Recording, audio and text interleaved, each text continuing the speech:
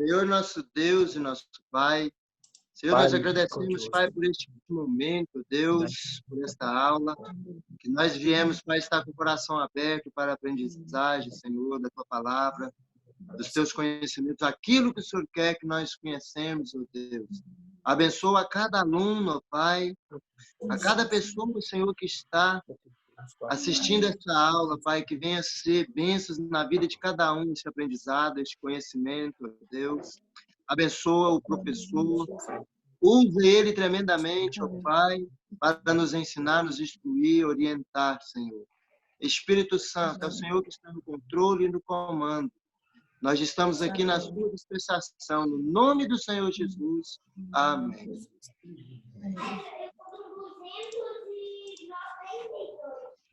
Gente, eu vou fazer o seguinte, eu vou tirar o som de todo mundo, deixar só o professor Marcel, aí ele vai coordenar, ok? Ok. Amém. Aí quando eu falar, vocês falam, tá? Vocês abrem. Não, aí é o seguinte, conforme a vez que o senhor chama, eles abrem o áudio lá e apresentam, tá? Perfeito, perfeito. Vou mutar todo mundo aqui. Meus amados, então a paz do Senhor, tudo bem? Né? O critério vai ser o seguinte, estão me ouvindo bem, né? O critério vai ser o seguinte, cada um tem 5 minutos, no máximo, tá ok? Porque senão não dá tempo, para expor a sua figura de linguagem. Então, eu quero que você seja objetivo, ok? Objetivo, faça uma explicação sobre daquilo que você entendeu da sua figura de linguagem. Você vai me dar o seu nome e seu sobrenome para me colocar aqui, tá ok? Primeiro, quando for falar, me dê o nome e sobrenome para me poder anotar aqui. E você vai falar objetivamente sobre a figura de linguagem que você estudou, tá? E trazer apenas a passagem bíblica, uma passagem bíblica para fazer o exemplo. Pode ser? Tranquilo? Tá. Então vai ser democraticamente, tá certo? Quem quiser começar, levanta o dedo. Faz só assim, ó. Aí depois tem um outro. Aí tem um outro. E aí você vai explicando, tá certo? Mas primeiramente fala o nome e o sobrenome para me colocar por causa do diário, que eu tenho que depois preencher com a nota de vocês. Tá certo? Pastor, fazer um complemento. Uhum. Quem se habilitar a ser o primeiro, fala. Aí assim que ele encerrar, ele próprio tira o áudio dele. Para não dar vários áudios abertos, pode ser? Eu tiro meu áudio, não é isso? Não, eles tiram o deles. Você pode ficar com o seu tranquilo. Tá. Okay? Eu só quero que vocês não extrapolem, no máximo 5 minutos, porque tem 25 figuras de linguagem para você falar daqui. Se não der para terminar hoje, a gente termina na próxima, mas tem que falar, tá? Então, já tem o primeiro aí, o irmão, né? Ele já vai começar. Primeiro. Pode começar.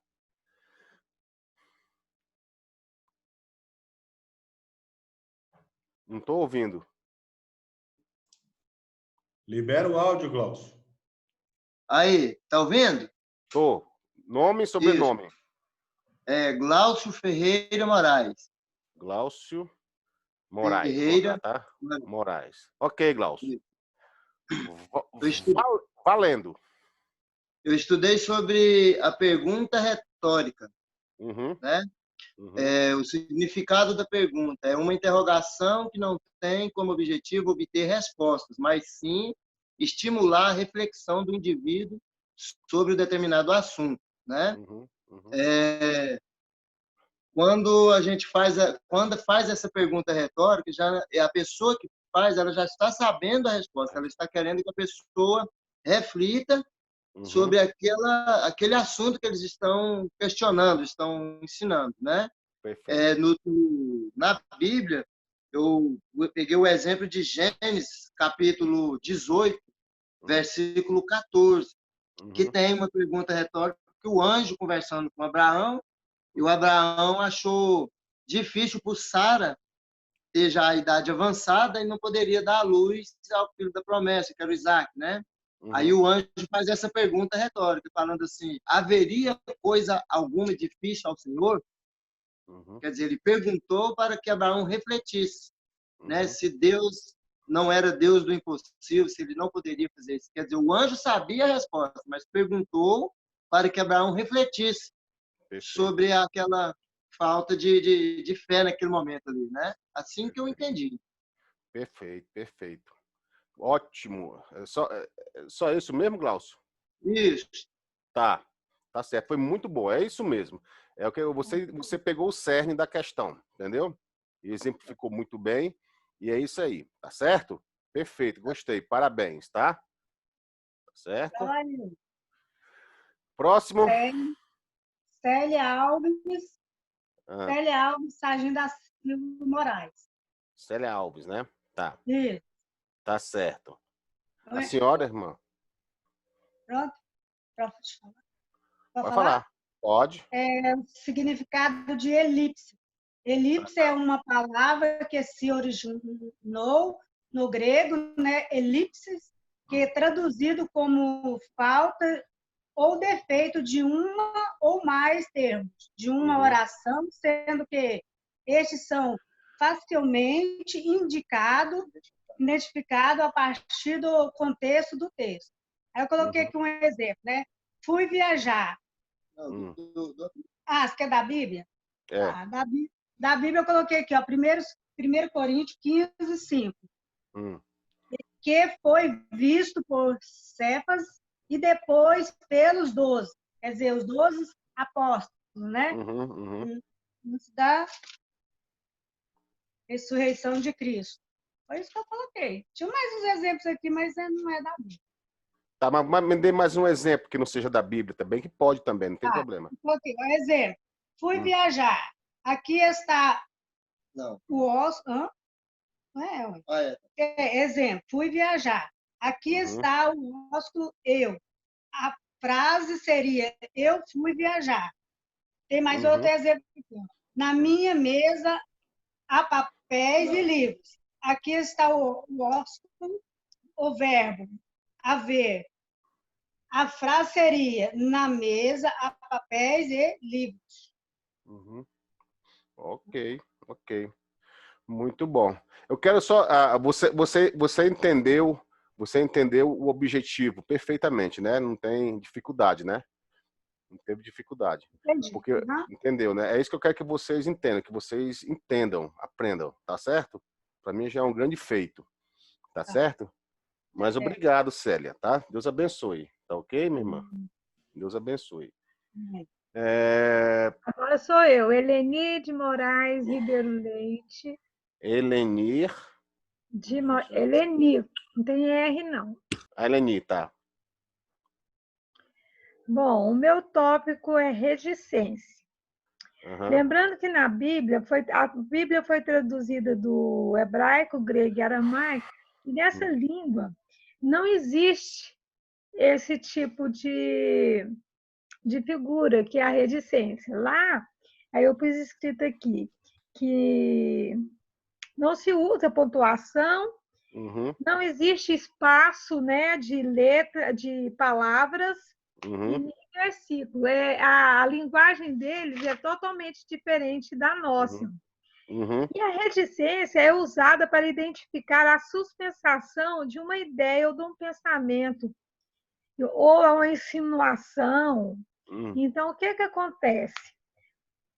Na suspensação, devemos analisar o que o autor estava querendo falar. Perfeito. E é muito complexo você tentar analisar por diversos pontos o que o autor quer dizer, e anulando o seu próprio eu. Porque quando você vai analisar aquela leitura, interpretar, você geralmente interpreta com os seus conhecimentos, com as suas ideias. E na Bíblia a gente não pode interpretar desse jeito. Você tem que interpretar de acordo com o que a palavra quis dizer. E aí está a pergunta: como é que só através do Espírito Santo, para você não se perder? É muito perigoso você interpretar uma maneira que não é coerente aquilo que não é falado, foi que o Espírito Santo quis revelar aquelas pessoas que escreveu, né? E eu vi aqui em Isaías Deixa eu ver aqui onde que eu peguei, que eu deixei aqui escrito.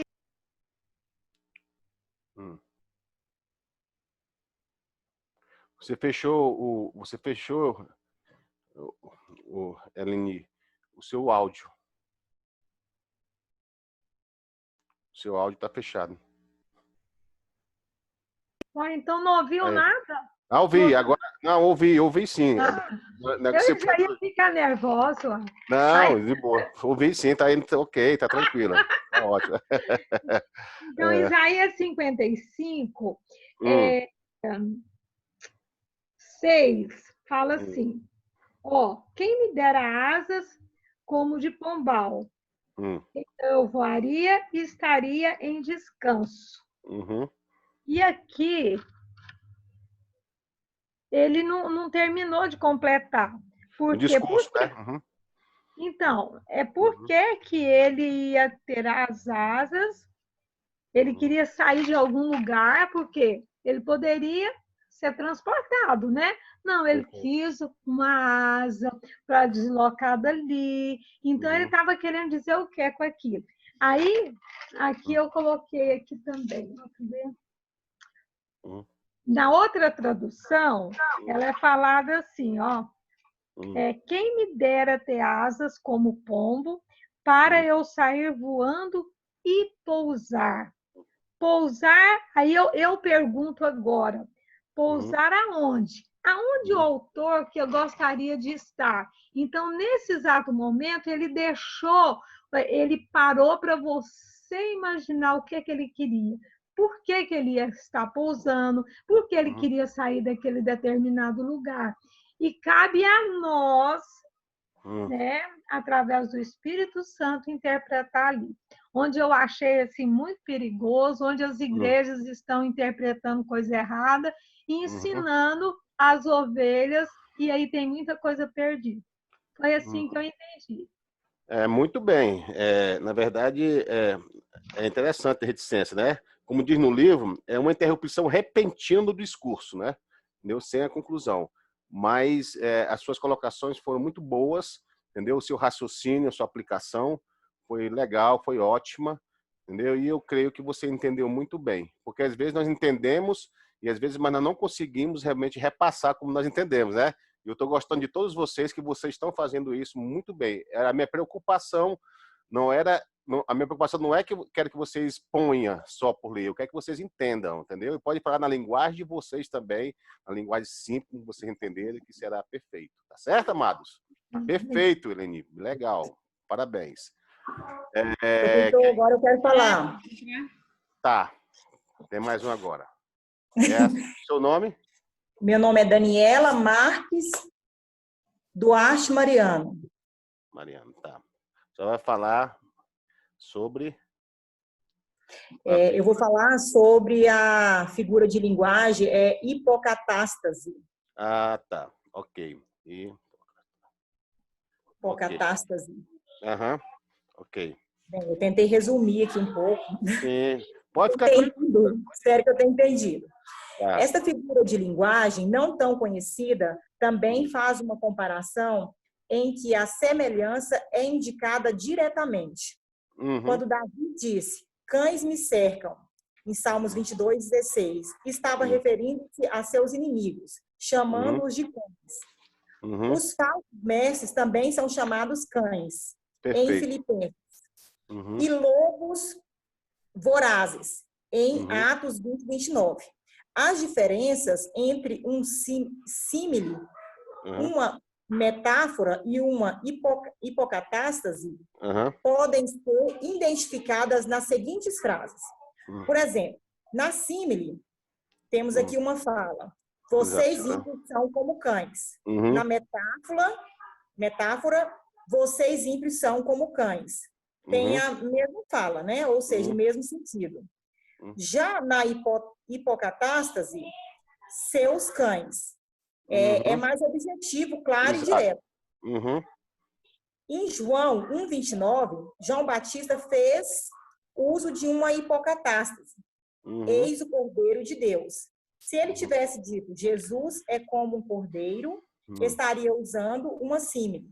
Mas se tivesse dito Jesus é um cordeiro, estaria usando uma metáfora. O Cristo disse a Pedro, apacenta as minhas ovelhas. Então, ele chamou seus seguidores de ovelhas, usando uma hipocatástase.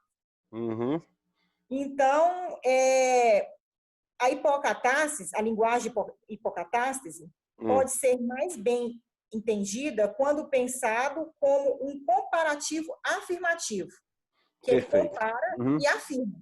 Exatamente. A semelhança é indicada diretamente, né? Isso. Perfeito. Isso. Foi isso que eu entendi. Muito legal. Eu gostei que você fez uma comparação com a símile também, né? Eu achei legal. Sim. Isso aí é muito importante. Metáfora, você pegou exatamente esses bons exemplos, né? E fez uma comparação, porque às vezes é só detalhes que mudam, né? Para dar o significado da figura de linguagem. São detalhes, mas que fazem diferença, né? Porque na fala é bem mais objetivo, clara, direta. Né? É isso aí. Perfeitamente. Tocando aqui. O esposo quer falar. Próximo é eu, passo. O seu é? Seu nome? Marcos Antônio. Marcos Antônio. Minha figura de linguagem é metonimia. Metonimia. Ok. Beleza? Então, o que nós aqui procuramos resumir, né? Mas entendemos um pouco ou não. Vamos lá, então. A metonimia pode ser entendida quando substituímos uma palavra por outra. Ou seja, quando dissermos a pena é mais forte do que a espada, queremos dizer que é o que se escreve. A pena tem mais efeito que o poderio militar, a espada. Na Bíblia tem pelo menos 3 tipos de metonimia. A causa é usada em lugar do efeito. Perfeito. Primeiro exemplo, né? A gente está aqui em línguas, né? Os opositores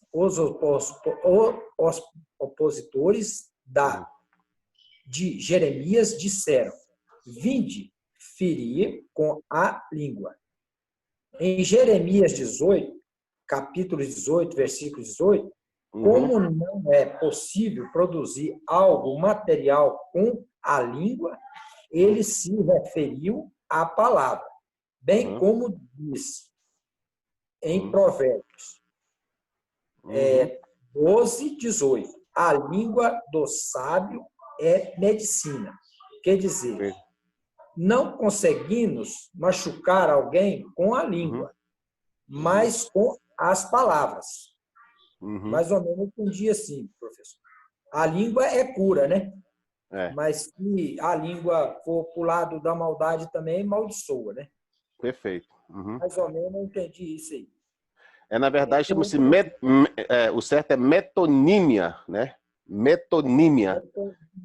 É acento agudo no i aí, tá? E é exatamente, quando você fez muito bem a colocação, é quando você substitui uma palavra por outra, não é? Tipo quando fala do Congresso, né? O Congresso, como tem por exemplo lá, o Congresso aprovou uma proposta. Ele está se referindo ao Congresso físico? Não, ele está se referindo aos deputados, aos senadores, né? Então, isso, na verdade, é uma metonímia, né? Uma metonímia. É quando substitui uma palavra por outra, mas o sentido é literário dentro daquilo que ele está querendo falar. Tá certo? Então, Vou falar mais? O efeito... não terminei aqui, não. O efeito é usado em um lugar da causa. Né? O efeito é usado no lugar da causa. Quando Davi diz, eu te amo, ó Senhor, força minha. Em Salmo 18:1 fala, a força é feito, e empregado em um lugar da causa. Empregada. É a mesma coisa da gente fazer uma promessa, né, e não cumprir, né? Perfeito. Né? Aí Perfeito. tem tanto... Né? E tem aqui também o objetivo do empregador em um lugar ou outro semelhante ao que está a ele relacionado. Quando Paulo diz, não podereis beber do cálice do Senhor. Em Coríntios 10, 21, estava se referindo ao conteúdo, né? Quer dizer, ele ia beber do que tinha dentro do cálice, né? No caso, né? Perfeito.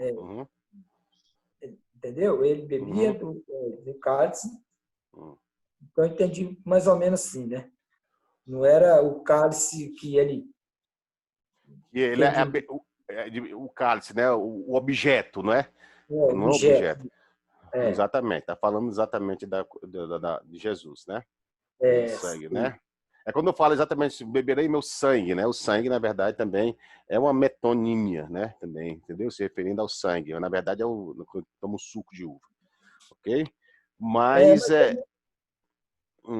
mais ou menos é isso aí que eu entendi, professor. Mas, né? Está escuro aqui, escureceu tudo aqui. Mas você compreendeu, né? O cerne da questão, não compreendeu? Mais ou menos aqui a gente deu para pegar alguma coisa. Tá. Não tem problema. Depois de que nós terminarmos isso daí, aí todas as apresentações, aí nós vamos dar uma explicação, quem tiver algumas dúvidas, tá? Mas só depois de terminar tudo. Pastor, aí você fala, professor, eu não entendi muito bem essa aqui. Eu vou tentar exemplificar para você e sintetizar de uma forma que você venha ter uma compreensão mais exata, tá certo? Tá certo. Mas muito bom, Marco, muito bom. Parabéns também. Deus abençoe. Quem é o próximo? Levanta o dedo. Reinaldo?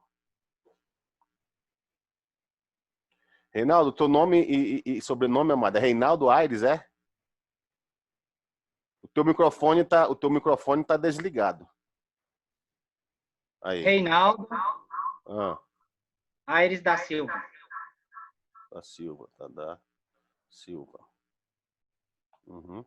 Tudo bom, Reinaldo? Primeiro, boa noite, a paz do Senhor, né? Paz do Senhor, meu irmão. Paz do Senhor. Eu comecei... Reinaldo. O que é uma...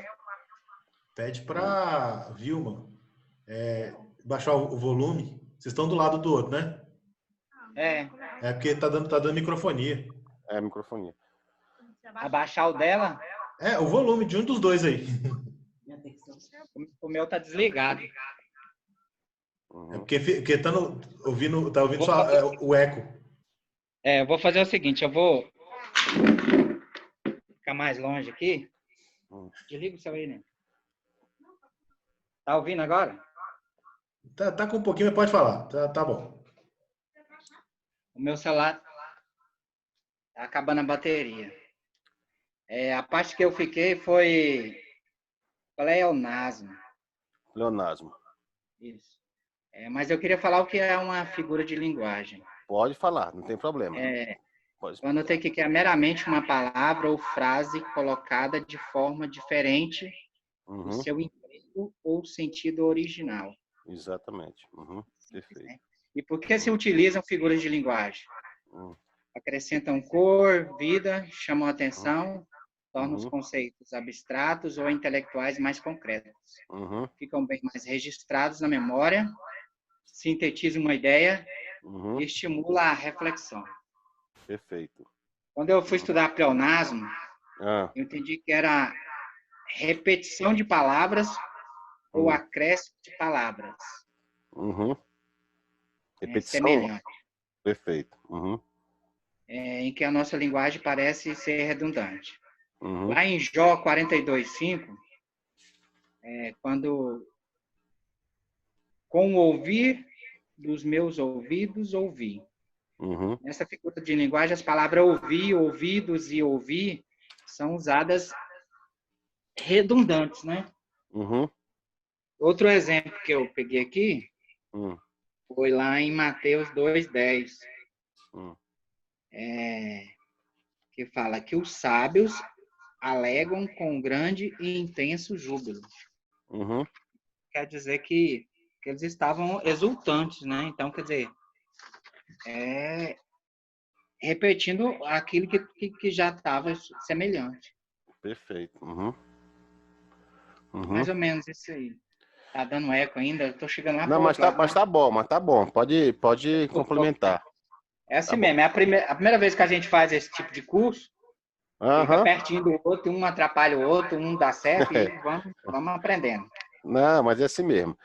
Então, pleonasmo, né? Você quer dar alguma continuidade? Quer dar algum exemplo? Entendeu? Atos 2:30, né?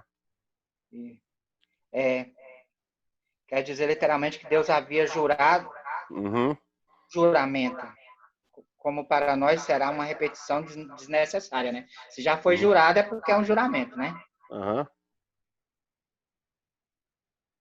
Na verdade consiste na repetição das palavras, né? E no acréscimo de palavras semelhantes que em nossa linguagem parecem redundantes, né? Aí você usa você usou aqui Atos 2:30, não é isso? Mateus, né? Mateus também, né? Mateus 2:10. E a pergunta que eu te faço, você entendeu o cerne da questão? Deu para entender com a leitura? Deu sim, professor. Eu já estava estudando sobre aquele livro, né, que você passou. E lá fica bastante claro, né? Sobre pleonasmo. Perfeito. Vocês aí, você me perdoa que eu estou sempre olhando aqui, porque eu estou olhando aqui no livro também, tá vendo? Olha, tá? É por isso que eu fico olhando aqui, tá? Para a gente poder acompanhar e tirando algumas dúvidas, tá certo? Bom, parabéns aí, Reinaldo, entendeu? É isso aí.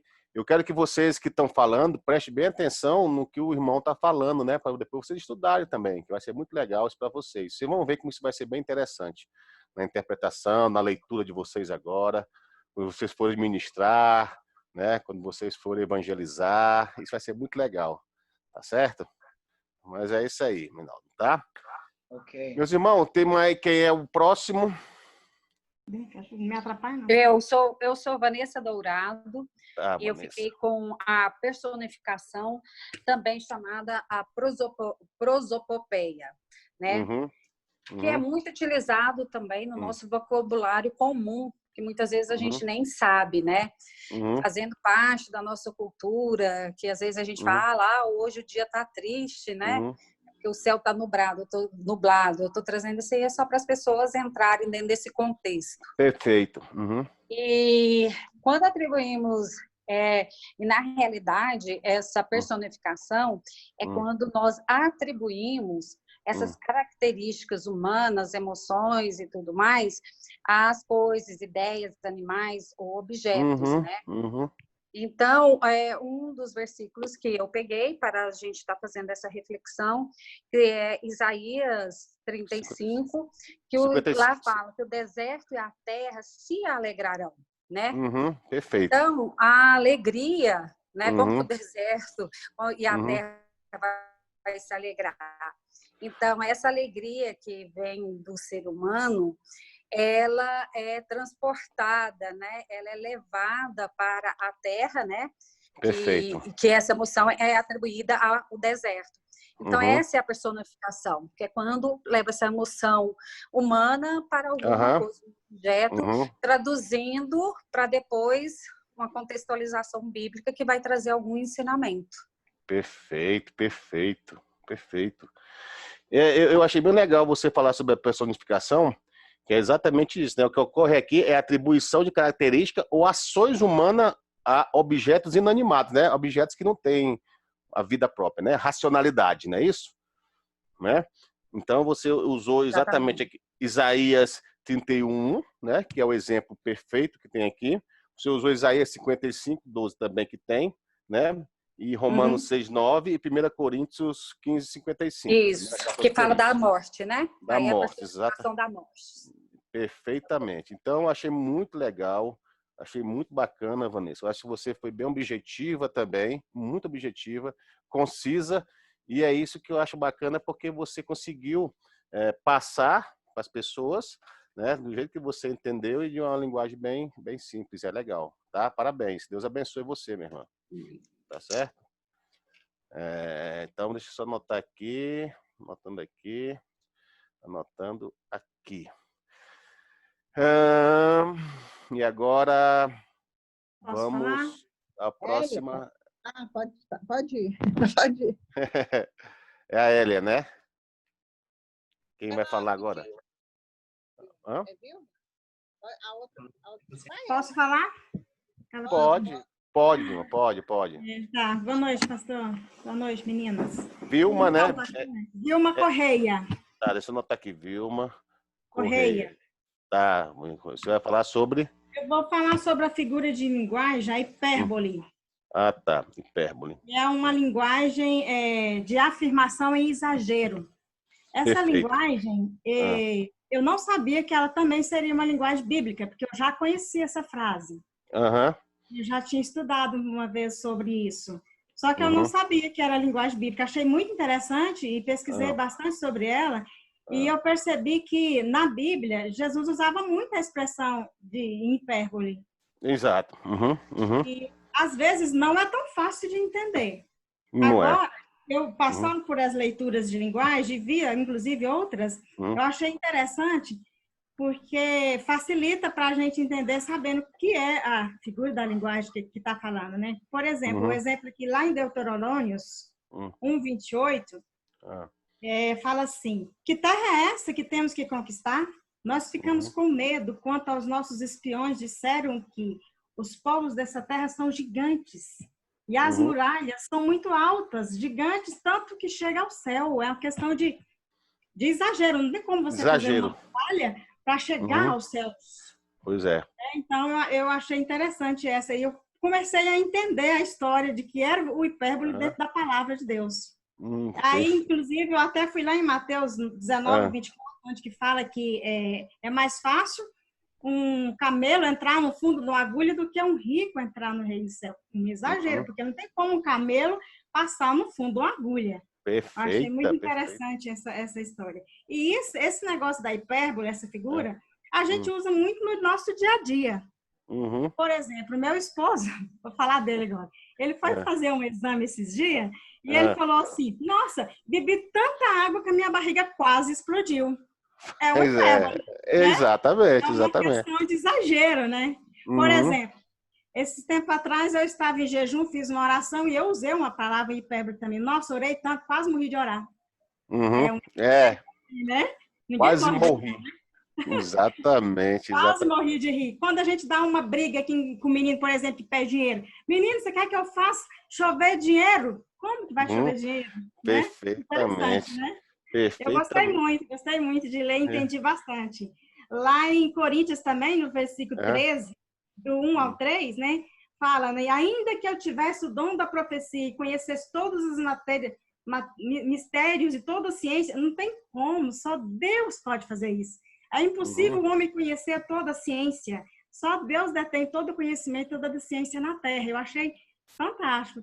Gostei bastante. Muito legal, Vilma. Muito legal.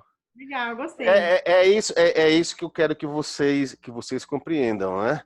Que vocês tenham essa alegria de estudar, sem uma forçação de barra, né? Só por nota, mas que você tenha prazer de estudar. Na verdade, são muitas figuras de linguagem. Depois tem mais lá para frente. São muitas. E é evidente que você não vai conseguir decorar essas coisas. Não tem como. Mas você tem como você já ter a noção, né? Quando você começar a ler a Bíblia, estudar a Bíblia, algumas passagens, você pode identificar. Você vai lá naquele livro que eu passei para vocês, que está aí já, e vocês dão uma olhada. Olha, isso é uma figura de linguagem bacana, né? Que é exatamente como você acabou de falar sobre a hipérbole, né? Exatamente uma afirmação exagerada. Um exagero, algo assim que não acontece no real, né? No real, né? Na verdade, pastor, o que eu entendo assim, da interpretação é que a interpretação ela não é fácil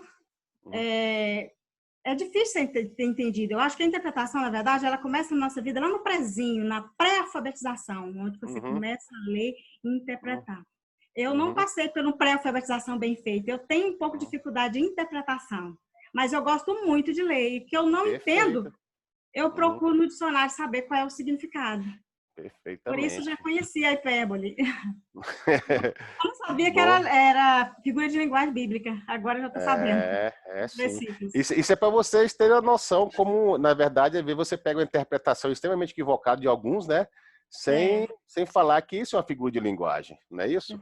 Entendeu? Então nós temos que ter todo cuidado na nossa leitura, né? Interpretativa, né? Tem que ver o que realmente quer dizer, o que ele quer dizer com isso, né? Então, dentro da figura de linguagem. Se vocês entenderem esses princípios, vocês vão estar bacana, além já de muita coisa. Entendeu? É isso que eu quero que vocês realmente se esforcem bem para entender essas figuras de linguagem, que vai ser muito útil para vocês futuramente. Vocês vão ver isso aí. Vocês vão lembrar de mim quando eu falar sobre isso. Amém. Fechou. Tá certo? Beleza. Parabéns, Vilma. Parabéns, viu? Deus abençoe você, tá, minha irmã? E próximo... Hélia. A irmã Hélia. Né? Hélia Marta Dias Barros. Tá certo. Vocês, irmã Hélia, só um minutinho, você se incomoda pegar uma água ali para mim, tá? Rapidinho, tá? Pode ser? Só um segundo. Pode ser. Toda vez eu esqueço essa minha água. Eu peco nisso. Eu vou pegar lá, só um minuto.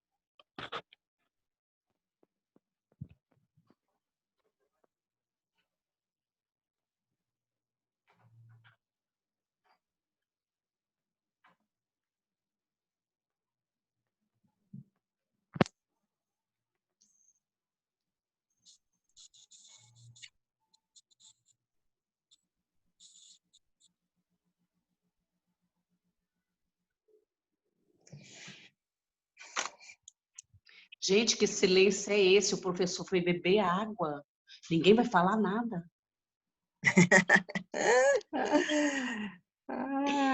Quando a gente é criança na sala de aula, o professor sai e a gente corre e faz bagunça. Quem tem uma balinha aí para me dar? Aqui não deu nem para conhecer todo mundo, né? Direitinho.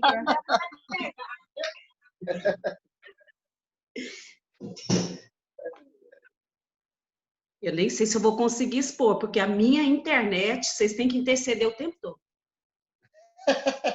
Não, aqui em casa também está péssimo. Acho que é no Jaó, a internet não é boa. O setor aqui hoje foi horrível. Gente, nós temos que fazer uma confraternização. É mesmo, me chamar, viu? Nossa, gente, é de Deus. Entendeu? Nossa, o professor chegou. Não esqueçam, para, por favor. Fala só bem, entendeu? Eu falando sobre a confraternização, por favor, não esqueça de mim não, tá? Não esqueça. Então tá, irmã Hélia. Carlos. Hélia. Vamos lá, minha irmã. Tá bom. O meu é símile. Símile é uma comparação. É uma comparação em que uma coisa lembra a outra. Compara duas coisas diferentes. E o que caracteriza a símile é o uso de conectivos. Então, tem vários conectivos. Eu peguei alguns aqui que eu encontrei, até peguei alguns mais que estavam no livro, que é como, assim como, tal qual, tal como, parecia, feito, que nem, igual a. E deve ter inúmeros outros também. Né? Então, compara uma coisa com a outra. E ele é mais objetivo. Perfeito. E outra coisa... vamos lá no exemplo. Nós temos aqui uns 3 exemplos, mas eu quero fixar mais no Salmo 1, que diz que ele é como árvore plantada junto à corrente de águas. Então, ele está comparando. Aí tem um como, pode observar. Ele é como... árvore plantada junto à corrente de águas. Então, o que dificulta um pouco o símile é essa comparação, é entender essa comparação, que é o que às vezes a gente tem dificuldade mesmo na interpretação da Bíblia. Como que eu vou comparar, assim, que a pessoa como a árvore, né? Por que a árvore? Né? O que a árvore tem de diferente para comparar a pessoa com a árvore. E nós temos também outros exemplos que está em 1 Pedro 1,24, que diz que a carne é como a erva. O que tem a ver a carne com a erva? né?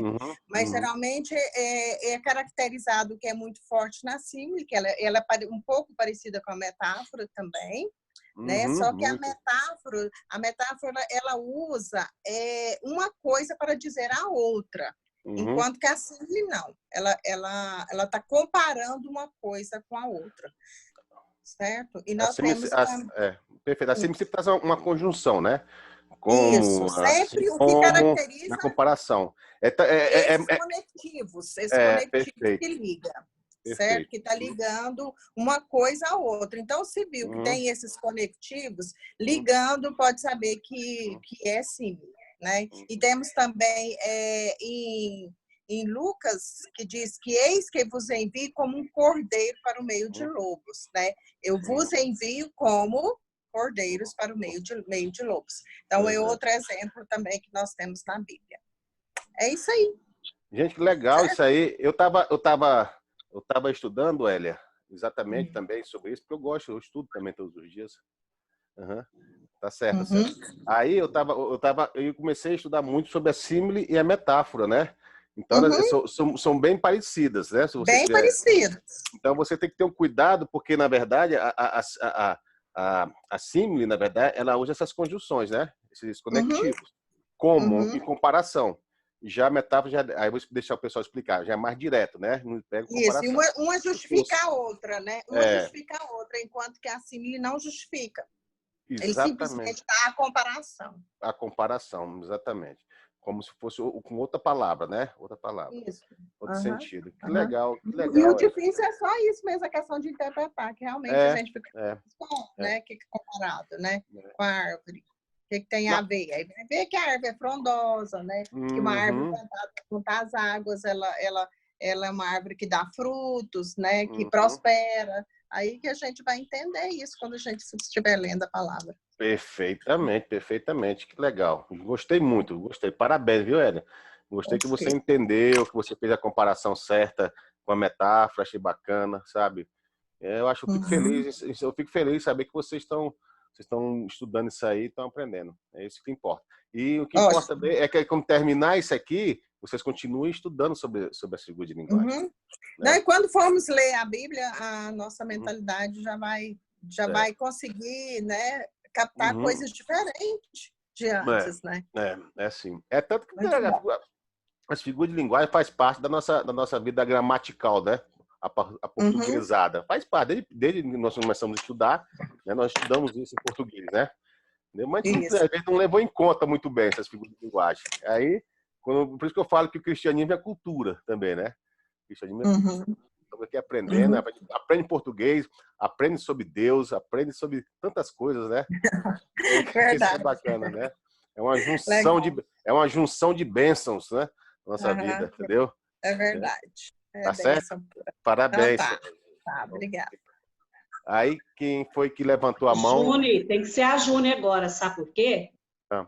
Porque eu falando da metáfora, vocês vão assimilar mais ainda, como ela acabou de falar da símile, pode ser? É Júnior e Margarete, né? Júnior e Margarete, Tati ou não, é da Silveira. Ah, tá. Da Silveira, né? Aí você vai falar sobre a metáfora? A metáfora com autorização de vossas senhorias. Ok. Tá liberada, irmã. Liberada, irmã? Tá liberada. É bom, né? Aqui, porque ninguém vê que a gente treme, nem fica nervoso, né? Se fosse na sala de aula, né? Perfeito só Deus, né? Perfeito só Deus. É, legal. Então, meus amigos, nós vamos falar sobre a metáfora. O que é a metáfora? Uma figura de linguagem, que é o que nós estamos vendo, né? E o que é uma figura de linguagem? São processos criativos que retiram a linguagem do plano literal. E qual o objetivo da figura de linguagem? Ampliar conhecimentos e vocabulários, estimular criatividade, melhorar percepção linguística e, por que não dizer, as qualidades textuais também. Então, voltando para a metáfora, que nada mais é do que uma comparação em que um elemento imita ou representa um outro elemento. Como muito bem disse a nossa irmã Hélia, quando ela falava o oposto do símile, né? Esses dois elementos, eles são essencialmente diferentes. São palavras diferentes com sentidos diferentes. Então, mais ainda, ela extrapola da literalidade e das ideias. E qual o objetivo da metáfora? A metáfora, diferentemente da símile, ela traz uma comparação visível. Existe uma comparação. E nós vamos ver que na frase onde existe a metáfora, vamos encontrar sempre dois verbos, ser ou estar. Diferentemente da símile, que você encontra o quê? Uma conjunção. Como o exemplo que a Hélia deu, toda carne é como a erva, em 1 Pedro 1:24. E já praticamente a mesma frase, que dá um outro sentido, já em Isaías 46, toda carne é erva. Então, vocês estão conseguindo ver a diferença, né, da símile com a metáfora. O objetivo dessa linguagem de figura, que é a metáfora, ela vem ampliar a realidade, assemelhando ideias que podem ser díspares, ou seja, diferentes. Vamos citar mais exemplos, porque aí a gente assimila mais. Sim. Lembrando aqui também que a símile é uma comparação visível e a metáfora, ela está implícita. Então, ela não é tão visível, ela não é visível como a símile. Vamos lá para os exemplos. O Senhor, Jesus Cristo mesmo, comparou os seus seguidores com o quê? Com sal. O ser humano é sal? Não, mas ele pode ser como sal, trazer o tempero, fazer a diferença. Não ser insonso, né? Claro que, na verdade, o ser humano era um sal, mas era comparado ali naquele contexto com o sal. Jesus ainda fala também, eu sou a porta, lá em João 10:7-9. Eu sou um bom pastor, eu sou o pão da vida. Aqui nós somos conduzidos em nossas ideias a comparar aquele Cristo lindo, sensível, com uma porta. O que é a porta? Principalmente ela aberta, ela dá acesso. Você tem acesso, você entra. Eu sou o pão da vida, você se alimenta. Claro que ninguém vai morder Jesus Cristo, mas você pode se alimentar da palavra de Cristo, né? Tudo isso é o que? Termo comparativo, que nada mais é do que a metáfora. Então, daí nós somos forçados a pensar, de certa forma, que Jesus assemelha-se a esses elementos que eu citei. Em João 10:7, lá em 11:14, 6:48. Vocês conseguem visualizar? E aqui também eu trago um exemplo do próprio exemplo secular. Muitos já ouviram falar, principalmente a Amazônia, que está em voga sempre, né? A Amazônia é o quê? O pulmão do mundo. A Amazônia não é gente, não pode ter um pulmão, mas ela nos traz o favorecimento desse ar puro, ela é a responsável por purificação do ar. E aqui também uma muito falada, encontrei a chave do problema. O problema tem chave, gente? Não deveria ter de jeito nenhum, né? Mas quando você encontra a solução, você é levado a interpretar que você encontrou uma chave, resolveu o problema, solucionou o problema. Gente, passa a ser gostoso estudar isso, né? Essas hipérbole eu adoro exagero. E não gostei muito da símile, que fica aí querendo se confundir comigo, que sou metáfora, né? Metáfora. Mas acaba ficando legal também. E principalmente foi exposto por uma amiga, né? Pastor, meus amigos, é isso aí. Se ficou alguma dúvida, porque a gente tenta simplificar ao máximo para complicar o mínimo, né? Se ficou alguma dúvida, vocês podem perguntar. Se eu não souber, o meu mentor intelectual, o pastor, né? Ele explica para vocês. O que eu achei muito legal, Jônia. Você explicou muito bem, bacana, excelente. Isso vai alargando, vai abrindo a nossa mente para o entendimento. Se nós prestarmos atenção sem preguiça, quem tem preguiça de ouvir, né? Essa é a verdade. Nós vamos nos aperfeiçoando nessas questões da linguagem. A metáfora, ela é extraordinária, né? O Senhor é meu pastor, não é isso? É isso, é uma metáfora extraordinária. É que agora o Senhor é como um pastor, né? Aí era uma símile, né? Já é a símile. Olha aí que legal. Então, pastor, e o senhor veio me quebrar barreiras, porque pensa numa mulher, eu sou estudiosa, eu me dedico, não sou inteligente, sou esforçada, mas eu tinha tanta resistência nessas figuras de linguagem que o senhor nem imagina. Porque lá atrás o povo induz a gente a decorar, e é ruim. O senhor trouxe um método diferente, bem legal mesmo. Adorei. O senhor tá de isso parabéns. mesmo. Na verdade, a gente só decora até um determinado tempo, depois a gente esquece, né? Tudo, né? Esquece. Né? Então, acho que você tendo a ferramenta, um livro, né? Que sempre você vai poder dar uma pesquisada, dar uma olhada, né? Para você aprimorar e ter um entendimento melhor sobre a passagem, isso é legal. Vou ter que orar esse monte de figura de linguagem. Só Deus mesmo, né? Eu também não consigo. Então, nós temos precisa, só que hoje nós sabemos interpretar fazendo a leitura, né? Isso. Legal. Esse é o meu objetivo, que vocês entendam isso aí, entendeu? Eu achei muito legal. Tá alcançando. E vocês estão leves, vocês estão tranquilos, vocês estão falando assim espontaneamente. E isso vai ficando bem legal. Parabéns mesmo, Júnior. Deus te abençoe, minha irmã. Só para falar aí que a Júnior está falando aí, que ela expôs maravilhosamente bem, é que a gente não é a gente saber tudo, né? Mas nós já estamos aprendendo ferramentas que se um dia nós precisarmos, a gente sabe aonde acessar, porque antes nem saber acessar a gente sabia, né? Então, acho que isso também nos desperta. Perfeito. Na verdade, tudo que nós temos nesse quesito de interpretação, você tem que ter as ferramentas. Ferramentas são os livros, né? Para você pesquisar, né? Para você estudar, para você se dedicar. Não tem como você ficar pensando, não, vou falar isso da minha cabeça. Você não lembra tudo. Então, é bom você ter. Quando você for ministrar, você for ler, você vai entender melhor. Você tem o seu livrinho aqui para poder pesquisar. Esse livro que eu passei para vocês, exatamente, um dia que vocês puderem comprar, vocês compram na livraria evangélica. Aquilo é muito bom. Eu tenho esse livro aqui há mais de 15 anos, para falar a verdade, né? Então, eu uso, e a leitura dele é uma leitura acessível, né? Não é tão difícil. Ainda tá os exemplos extraordinários. Tem até um exercício também, para depois você fazer o exercício, é legal. Tá certo? Mas é isso aí. Parabéns. Quem será o próximo? Francisco? Opa. Francisco, agora eu. Quem é? Francisco, o quê? Oi. Pode falar. Francisco da Silva. Peraí. Tá ouvindo? Tô. Da Silva, né? Beleza. Isso. Aí, agora tá aparecendo, né, cara? Paz do Senhor. Tranquilo? Tranquilo. Graças a Deus. Aprendendo mais, graças a Deus, né? É isso aí, Francisco. Você vai expor qual figura de linguagem? A palavra merisma. Merisma. Tá ok.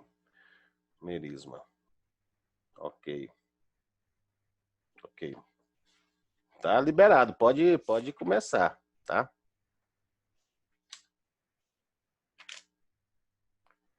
Vamos lá. Pode falar. É uma figura de linguagem, né? Essa palavra merisma, ela vem do grego merisma, né? E é um tipo de sinédoque também, né? Então, é a substituição da parte pelo todo ou de um todo pela parte, né?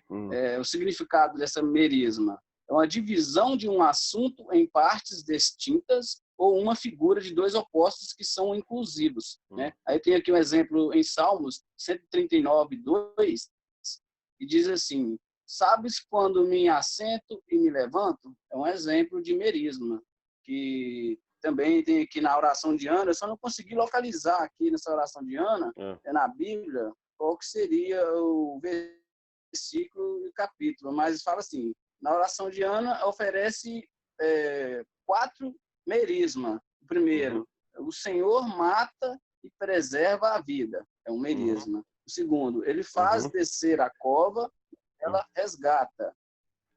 Terceiro, o Senhor é quem dá pobreza e riqueza. E o quarto, ele humilha e exalta. Então, são esses 4 exemplos aí na oração de Ana, que caracteriza a palavra merisma. Exatamente. E é isso, pastor. Mas você vê que o merismo, na verdade, é como se fosse um antônimo, né? O oposto, né? Ele sempre faz, né? Alto e baixo, né? Isso ou aquilo. Entendeu? Então, ele trabalha, até que é um tipo de sinédoque que fala aqui, né? Não sei se você viu, né? Em que a totalidade ou todo é substituído por duas partes contrastantes ou opostas. Quando somente escreveu, sabes quando me assento e quando me levanto. Assentar e levantar, não é isso?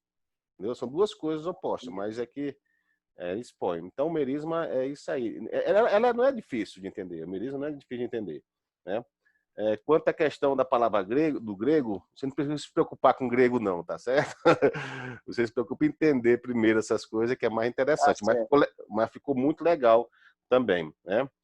Então, parabéns aí, Francisco.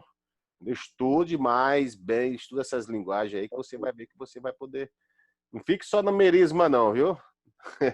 Continua. Eu já estou passando por cinético também. Tá certo. A próxima. Muito bom. Pastor. Oi. Somos nós aqui, eu e a Kelly. Pastor, tudo bom? Boa noite, a paz do Senhor a todos, né? Mas quem é que tá? João Eudes da Silva. João Eudes, né? Isso. Da Silva. A minha esposa é a Kelly, né? Kelly Souza Moraes. Mas você vai falar um, né? E depois a Kelly vai falar isso, um. Tá. Isso. Depois a Maria também tinha pedido aqui, a Maria. Aí depois de você. Pode falar, então, depois a gente fala. Não, pode falar. Aí você já fala, vocês dois, não tem problema, tá tranquilo, porque ela levantou o dedo aqui, tá? Então, ok. O João Eudes. Pode ir, João Eudes. Você vai falar. Isso, eu vou falar sobre paradoxo, né? Tá. Paradoxo. Paradoxo é uma figura de linguagem, acho que é até uma das mais conhecidas, né, na verdade, né? Sim. É uma figura de linguagem, né, que funde conceitos opostos no mesmo enunciado, né? Parágrafo ou é um contraste, né? Um contraste é um contrassenso, aliás, né? Tipo quando afirma alguma coisa que é exatamente o contrário do que havia dito, né? Perfeito. É uma coisa bem... Ele é bem... Achei ele bem, assim, fácil de entendimento, né? Perfeito. Aí vamos lá para a Bíblia lá, né? Na Bíblia, que você acha lá em Eclesiastes 7:2, é um paradoxo, né? Onde fala que é melhor ir à casa onde há luto do que ir à casa onde há festa, né? Perfeito. É uma coisa, né? Perfeito. O evangelho é loucura para os sábios, né? Pois é. É um paradoxo, né? Aí o que eu achei aqui outras coisas interessantes, na verdade tem muita coisa, só que se a gente for falar de tudo... Mas é legal. É aqui, ó, sobre quando fala que Deus amou o mundo, né? Lá em João... Eu salvei aqui no celular aqui. Tá. Meu Deus, peraí. Peraí. Eu salvei aqui no celular e perdi aqui. Pode ficar tranquilo. Peraí.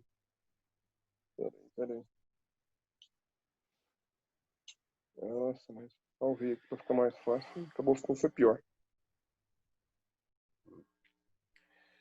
Peraí.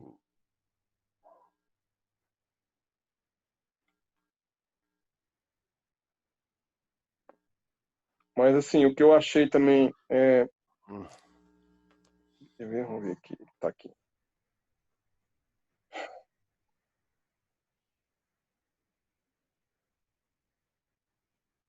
É isso aqui,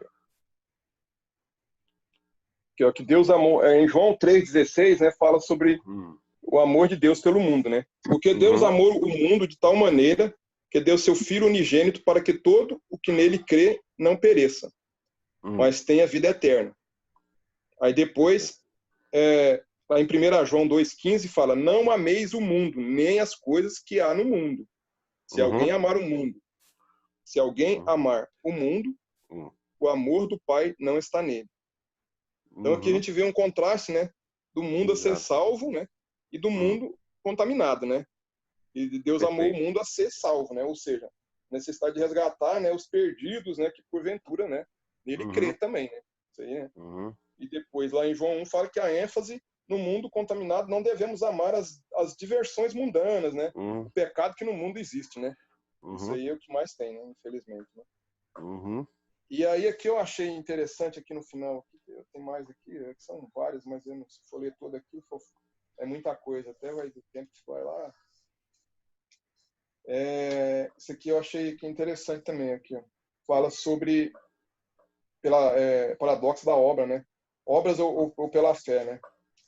Aqui fala em Romanos 5:1, justificados, pois, mediante a fé, né, temos paz com Deus, por meio de nosso Senhor Jesus Cristo. Agora vem aqui. Agora Tiago, né, fala aqui sobre Abraão, né? Tiago 2:21. Não foi por obras que Abraão, nosso pai, foi justificado, quando ofereceu sobre o altar o próprio filho Isaac, né? E mais uma explicação, né, que diz respeito, né, à categoria dos ouvintes na questão da salvação, né? Apenas os méritos de Cristo são necessários ao pecador, na verdade. No entanto, afirmar que quem crê em Jesus... Agora, esse aqui que eu achei uma coisa que eu achei bem mais interessante. No entanto, afirmar crer em Jesus Cristo na prática, né, do pecado, crer em Jesus Cristo, mas praticar o pecado, é o maior dos paradoxos, né? Infelizmente, isso, né, na vida hoje, se a gente for pensar bem, né, até a gente mesmo, às vezes, acaba, né, praticando. A gente crê, mas nós somos pecadores, mas é um paradoxo, né? Mas também nós não somos perfeitos. Eu acho que ninguém vai conseguir isso. Só Jesus, né, que foi perfeito. Né? Então, esse aqui que eu achei interessante, né? Você crê em Jesus Cristo, mas você, às vezes você crê e pratica o pecado, né? É um paradoxo complicado. A gente tem que vigiar até, né? Na verdade, né? Mas é isso aí, o que eu ia falar do paradoxo é isso. O João Eudes, na verdade, o paradoxo é como diz o próprio livro aqui, né? É uma afirmação aparentemente absurda ou contrária ao bom senso, né? Ao bom senso. Então, o paradoxo, ele parece que é contrário ao bom senso, à lógica. É que nem quando Jesus disse lá em Marcos 8,35, quem perder a vida por causa de mim, o evangelho será o quê? Salvo, não é isso? Então, perder a vida, olha só, parece um contratempo, né? Na verdade, aparentemente é absurdo perder a vida para ser salvo, né? Então, o paradoxo, ele é isso, entendeu? Eu também pesquisei isso aqui, porque eu não falei, realmente é uma conotação que extrapola o senso comum e a lógica, né? O senso comum e a lógica, entendeu? Quem quiser ganhar a vida, perder lá, entendeu? Então, quer dizer, assim, fala assim, Jesus também fala assim, ó, que nós temos que ser pobre de espírito, né? Entendeu? Lá na Sermão da Montanha, os pobres de espírito herdarão os céus. Quer dizer, pobre de espírito parece que é contrário a rico de espírito, né? Então, o paradoxo, na verdade, ele é aparentemente absurdo e contrário ao bom senso, nós entendemos. Não é isso? Tá certo? Certo. Mas foi muito legal. Parabéns. Joia. Tá bom. Entendeu? Obrigado. Agora a minha esposa vai explicar. Tá. Obrigado. Pastor, boa noite. Eu sou a Kelly. Kelly, né? Isso. E eu vou falar aqui sobre a figura de linguagem de zoomorfismo. O Kelly, só um minutinho, por favor. É Kelly o quê? Kelly Maria. O nome completo? Não, só o nome e o sobrenome para mim pôr aqui. Tá, Kelly Maria. Tá, ok. Kelly Maria. Tá, você vai falar sobre... Zoomorfismo. Hã? Zoomorfismo. Zoomorfismo. Legal, muito bacana. Isso. O zoomorfismo, ele atribui características de animais a Deus ou aos outros, né? Aqui nós vamos retratar sobre características a Deus. Então, no zoomorfismo, a gente retrata as características, né? Retrata Deus com características de animais. Perfeito. Exemplos, né? Para poder ficar mais claro. Nós temos em Salmos 91:4, quando nós temos assim, que diz, cobrir-te-á com suas penas e sobre suas asas estarás seguros. Aqui, o que a gente está nessa figura de linguagem é para realçar a proteção, né, de Deus, essa característica de proteção de Deus. Perfeito. Outro exemplo aqui também, quando nós temos aqui em Jó 16:9, que Jó coloca assim, contra mim rangeu os dentes. Ele quis dizer o Senhor, né, Deus, ele estava falando de Deus. Então, é outra característica para você realçar a característica de animais, mas está retratando da figura de Deus, né? Essa figura de linguagem. Então, são maneiras de expressar e salientar certos atos, né? E qualidades do Senhor, de Deus. Nós temos também aqui outro exemplo em Lucas 3, 22. E o Espírito Santo desceu sobre ele em forma corpórea como uma pomba, né? Perfeito. Então, assim, é o aparecimento do Espírito Santo como uma pomba. Então, no zoomorfismo, nós atribuímos características de animais a Deus. Esses são exemplos e são vários por aí que nós podemos citar. Perfeitamente. Que legal. Olha que coisa legal. Eu quero que vocês prestem bastante atenção nessas figuras de linguagem que vocês vão ler muito, que é o antropopatia, o zoomorfismo, entendeu? Vocês vão ler esse aí, vocês vão ter que se familiarizar. O antropomorfismo que vocês vão falar, que eu sei. Mas é legal porque no zoomorfismo, como você falou, quando fala exatamente no Salmo 91:4, que fala cobrir-te-á com as suas penas, está falando de Deus, não é isso? As suas penas. Então, se a gente não tiver cuidado, irmão, se a gente não tiver cuidado, nós vamos dizer que Deus tem penas de ganso, entendeu? Então, nós temos que entender, não, mas a Bíblia fala que Deus tem penas, entendeu? Ele diz que ele tem asas também, né? Então, isso é uma figura de linguagem chamada zoomorfismo, dá característica a Deus como se fosse animal, ok? Não tem problema nenhum. Né? Desceu como forma de pomba, né? Exatamente, trazendo exatamente isso de Deus. Então são formas que dão a Deus em termos de animais, tá certo? Você não esqueça, como o Jó falou, né? Contra mim rangeu os dentes, né? Quem é que range, né? Exatamente. Então quer dizer, Deus rangendo os dentes, não é isso, entendeu? Temos que ter cautela. Olha, Deus é que nem um bicho, sei lá, cachorro, né? Tem que ter cuidado com essas coisas, né? Pra gente não cair na interpretação literária e falsa, né? Entendeu? Tá certo? Mas eu achei muito legal, Kelly, também. Entendeu? O zoomorfismo é muito bacana. Eu gosto dessa figura de linguagem. Tá certo? Ou seja, né? Tá retratando Deus, mas com características de animais, né? De animais, exatamente, perfeitamente. Que bacana. Ótimo. Agora é a Maria, né? A Maria. Cadê a Maria? Aí, Maria, tudo bem? Paz para todos, tudo bem? É Maria Fernanda. A Maria Fernanda. Como é que você tá, Maria? Tudo bem? Bem, graças a Deus. Ótimo. Eu vou falar sobre zeugma, que consiste na associação de dois substantivos ao mesmo verbo, quando, pela lógica, o verbo pede um substantivo. Ou seja, é uma repetição de um termo ou de um verbo. Aí, uma frase que está fora do contexto, por exemplo, é: eu gosto de morango e gosto de melancia também.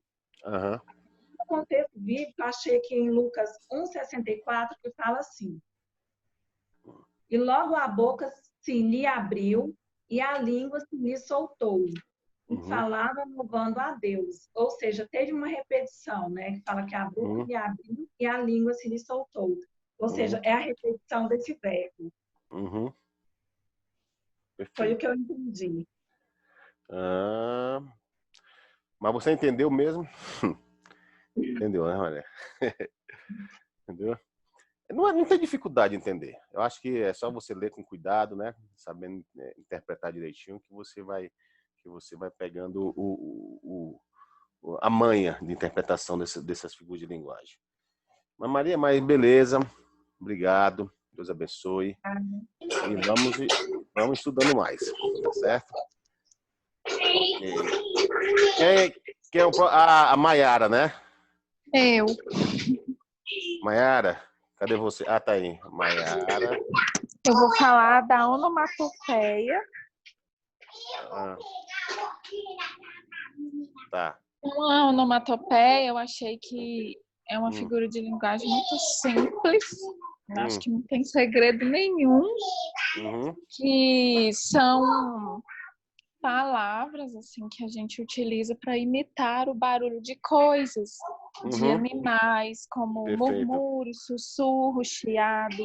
tic-tac. Um exemplo assim que eu posso dar na nossa língua portuguesa é como se a gente fosse imitar o som de uma abelha e fazer. Exatamente, perfeito.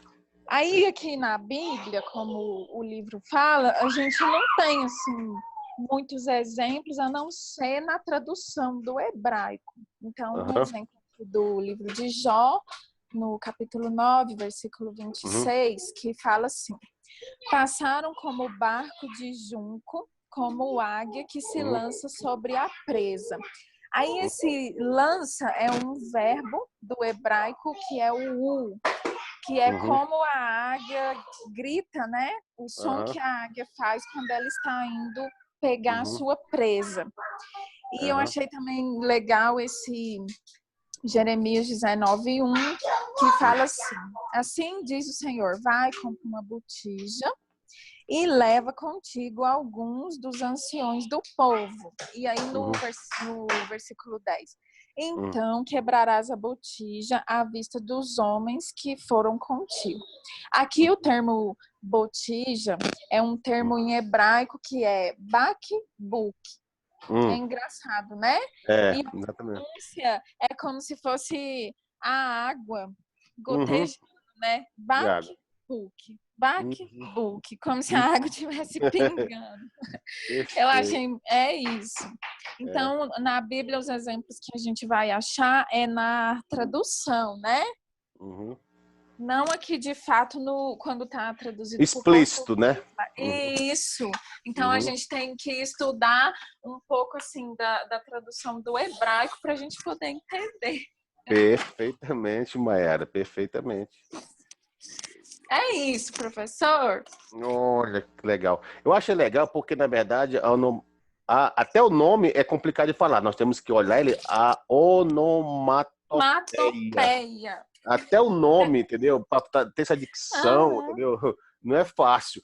Mas assim, mas é isso mesmo. A grande questão aí é o seguinte: como a Bíblia não é muito explícita quanto a essa questão dessa figura de linguagem, a pessoa tem que recorrer à língua original, o hebraico, né? É, o hebraico, isso mesmo. Então não é muito fácil, não, mas eu gostei que você entendeu isso.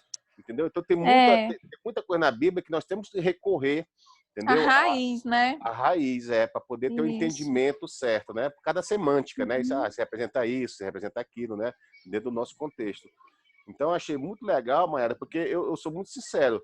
Eu acho essa figura de linguagem muito difícil, tá? Eu achei muito legal e eu queria, legal, assim, deixar como sugestão, assim, para todo mundo. Eu não sei se todo mundo conhece aquele aplicativo Bible Study, que a gente compra a Bíblia, que tem o dicionário Strong. Então, quando a gente clica na palavra, ele já abre o dicionário Strong e ali mostra a raiz e quantas vezes ela é citada na Bíblia. Isso ajuda muito a gente a entender palavra por palavra, né? Queria deixar como sugestão. Que legal. Vocês têm que fazer sempre essa conexão entre vocês, para vocês passarem no grupo, entendeu? Essas dicas, né? Essas dicas. Tá bom. Tá? No final da nossa aula, eu vou passar algumas dicas para vocês, de alguns sites bacanas para vocês também, tá certo? Livros também eu vou passar. Tá? Lógico, dentro disso que nós estamos estudando. Mayara, Deus abençoe, minha irmã. Obrigado, foi ótimo, tá? Amém. Estamos aqui. E agora... Eu. Quem é? É o Vini? É o Vinícius. É Vinícius, né? É, Vinícius Cirilo. Vinícius Cirilo? Isso. E aí, Vinícius, beleza, meu irmão? E beleza. Então, eu fiquei com a palavra antropomorfismo. E eu acho que, antes de começar a explicar, eu acho uma forma que eu aprendi, né? Eu sempre aprendi lá no ensino médio, que é sempre bom a gente olhar a etimologia da palavra, que ajuda a fixar, então. A palavra antropomorfismo é composta por duas, basicamente, que é antropo, que significa homem, e morfismo, que significa transformação. Então, o que seria? Seria pegar alguma coisa e transformar, de grosso modo falando, no homem. Aí, quando você vai ver o significado, basicamente é o seguinte: é atribuir características humanas a seres não humanos. Eu achei, até fiquei com dúvida, né? Muito parecido com a personificação. Porque o que você faz? Você atribui características físicas, sentimentos, emoções, pensamentos ou ações a algo que não é humano. Um exemplo disso é as fábulas. Você atribui sentimentos do homem, você atribui, como é que fala? Pensamentos e ações do homem em animais, muitas vezes para dar para dar relações morais, explicar relações morais. Outro exemplo que a gente tem seria nos filmes e desenhos animados, por exemplo, o Rei Leão e aquele filme lá do Carros, né, que fica pintando boquinha, olhinho no carrinho lá. Ele conversa e vive como se fosse um homem mesmo. Aí eu fui procurar exemplos na Bíblia e eu achei em Gênesis, que é o Senhor sentiu o suave cheiro e o Senhor disse em seu coração. Por exemplo, quando fala sentiu, a gente não sabe se Deus tem nariz. Perfeito. E quando fala o Senhor disse em seu coração, a gente não sabe se Deus tem coração, né? Perfeitamente. Ou seja, são características físicas do homem, isso. É isso. Aí eu só não entendi a diferença entre a personificação e antropomorfismo. Fiquei nessa dúvida. Tá, ok. Na verdade, Vinícius, eu achei muito legal, porque, na verdade, você vê a personificação é a atribuição de características ou ações humanas a objetos inanimados, aquele que não existe, entendeu? Aquele que é uma pedra, uma árvore, um objeto, entendeu? Aí atribui ao homem. O antropomorfismo, não. Já ele atribui, dentro da hermenêutica, ele atribui características humanas a Deus, entendeu? Para que a gente possa entender melhor.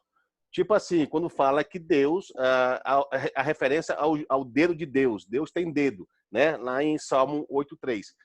Na verdade, Deus tem dedo? Essa é a pergunta, entendeu? É limitar Deus, né? A gente parece estar vendo Deus com os dedos, que nem nós somos. Então, ele usa essa figura de linguagem para que nós possamos nos conectar melhor com o entendimento, né? Quando ele fala sobre o Deus ouve, né? Ouvido, parece que Deus tem uma orelhinha lá, com ouvido, bonitinho e tal, entendeu? Mas para que a gente venha ter o entendimento que Deus ouve, mas nós não temos, nós não podemos colocar a característica de Deus como, como é que se diz? Como um desenho de um homem, entendeu?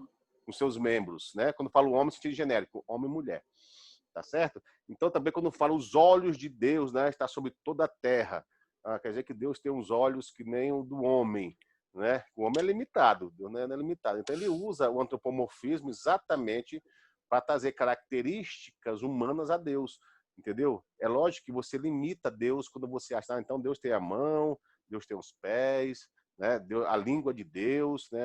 A mão de Deus, o ouvido de Deus. Então são características que põe. Mas por que usa essa figura de linguagem? Para que a gente possa ter pelo menos um mínimo de entendimento do que Deus está fazendo, como é que ele age. Mas necessariamente nós não podemos associar o olho de Deus com o nosso olho, a boca de Deus como nossa boca, entendeu? Porque senão nós podemos limitá-lo, não é isso? É o coração de Deus, né? O coração de Deus. Você vê na questão, parece que tem um órgão, o coração, né? O cardíaco, né? O cardia, né? Que é exatamente o coração no grego. Mas não é isso. Coração de Deus. Isso aí foge a nossa racionalidade, muitas vezes, de entender isso. O que é o coração de Deus? O que é o dedo de Deus? O que é a mão de Deus? O que é os olhos de Deus? É só para nós entendermos, tá ok? Mas eu achei muito legal. Parabéns, entendeu, Vinícius? E é isso aí. Obrigado. Continua firme aí, tá certo? É isso aí. Meus irmãos, e aí? Oi. Tá me ouvindo? Uhum. Boa noite a todos. Eu sou a Laura Machado. Só um minutinho, Laura. Deixa eu notar aqui.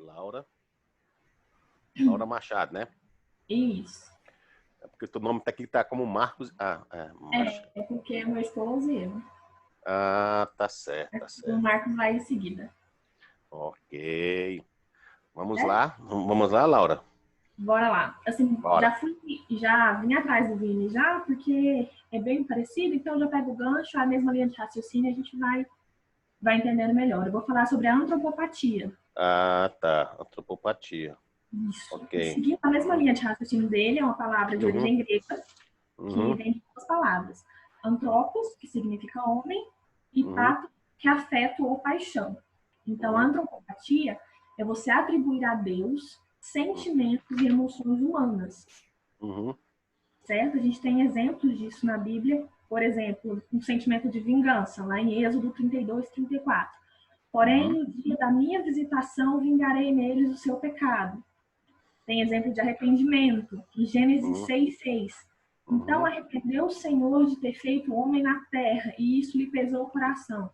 Quando eu fui verificar sobre essa figura de linguagem, ela é usada para que a gente, como humano, a gente tenha mais compreensão dos sentimentos e ações de Deus se colocado, aproximando isso aos sentimentos do homem. Que é quando se aplica essa figura de linguagem para a gente entender isso, que quando a gente aproxima dos sentimentos do ser humano, a gente consegue entender melhor. Não que são iguais, porque se eu puder usar essa palavra sentimento, né? Mas usando essa palavra sentimento, os sentimentos de Deus, eles não são corrompidos como os dos homens. Então a gente tem que tomar cuidado quando a gente lê dessa forma, para a gente não colocar como coisas iguais, mas sim para a gente ter entendimento das ações e reações de Deus, e não colocar tudo na mesma régua, porque nós, obviamente, somos seres completamente diferentes do Senhor, seres corrompidos, enfim. É isso.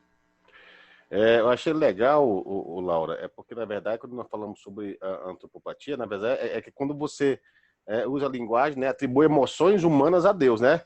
Como diz, Deus amou o mundo de tal maneira, né? Vamos só usar isso aí, Deus amou, né? E às vezes ele usa essa figura de linguagem para dizer que Deus tem um sentimento de amor, né? Mas necessariamente não quer dizer que é o mesmo sentimento que nós temos, né? Porque Deus é perfeito, não é isso? Quando fala sobre a ira de Deus também, entendeu? Né? É um sentimento, não é isso? Né? E quando fala também lá em Zacarias, né? Tem um grande zelo de Sião, zelo, né? É um sentimento de ser zelador, zelado, que zela pelas pessoas. Então, eles põem, na verdade, atribuem emoções humanas a Deus, mas necessariamente não quer dizer que Deus tenha as emoções equiparadas às nossas, entendeu? É lógico, bem mais acessível, né? Mais acessível mesmo, bem mais acessível. Só que a gente não consegue entender dentro da sua compreensão exata, né? Sobre a ira de Deus, sobre o amor de Deus, sobre a compaixão de Deus, né? E sobre o zelo de Deus, tá certo? Mas eu achei muito legal, Laura, é isso mesmo, parabéns, Deus abençoe, e é isso aí, tá certo? Tem mais? Sim, boa noite a todos. É o Marcos, né? Machado, professor. Marcos Machado. Você é esposo da Laura, né? Da Laura, isso. Ok, Marcos. É bom que estudam junto, né? Isso que é legal. Isso. Bom, a figura de linguagem que eu vou falar é bem fácil, né? De simples entendimento, que é a apóstrofe. Apóstrofe, né? Exatamente. A apóstrofe nada mais é do que uma referência direta a um objeto, como se fosse uma pessoa, ou uma pessoa, né? Ou a uma pessoa imaginária. Então, trocando em miúdos, nada mais é do que você falar com um objeto inanimado, ou falar com alguém que não está presente, ou uma pessoa imaginária, né? Então, assim, um exemplo que a gente tem na Bíblia, lá em Salmos 114, 5, onde o salmista diz assim: que tiveste tu, ó mar, que fugistes, e tu, ó Jordão, que voltastes para trás. Montes que saltastes como carneiros, e outeiros como cordeiros, treme terra na presença do Senhor, na presença do Deus de Jacó. Então, nesses versículos, ele fala diretamente ao mar, né? Fala ao Jordão, que é um rio, fala aos montes como se fossem pessoas, né? Ele dirige a palavra diretamente a seres inanimados. Outro exemplo que a gente tem também, em Salmos também, onde o salmista fala a pessoas que não estão ali com ele, né? Não estão presentes. Lá em Salmos 6:8. Onde ele diz assim: apartai-vos de mim todos os que praticais a iniquidade, porque o meu Senhor já ouviu a voz do meu pranto. Ou seja, né, todos que praticam a iniquidade não estavam ali com ele no momento, né? Mas ele dirige a palavra diretamente a essas pessoas que não estão presentes. E só para complementar também, existe uma quase apóstrofe na Bíblia, né? Na verdade, que é quando Deus ordena a Moisés a dirigir a pedra para que ela minasse água.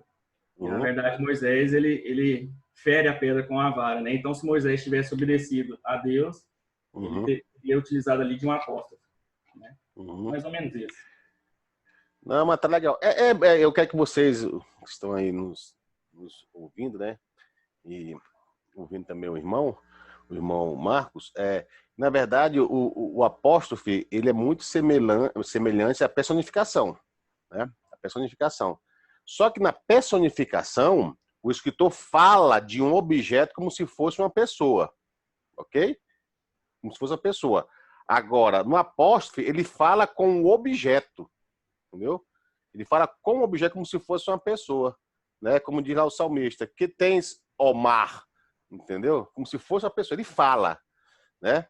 Não é como, que é diferente da personificação. Então, eles são parecidos, entendeu? Só que na personificação, a figura de linguagem fala de um objeto como se fosse uma pessoa, enquanto o apóstolo fala com objeto, entendeu? Não é como se fosse com, né? Então existe essa diferença aí, mas que é bacana. Entenderam? Difícil?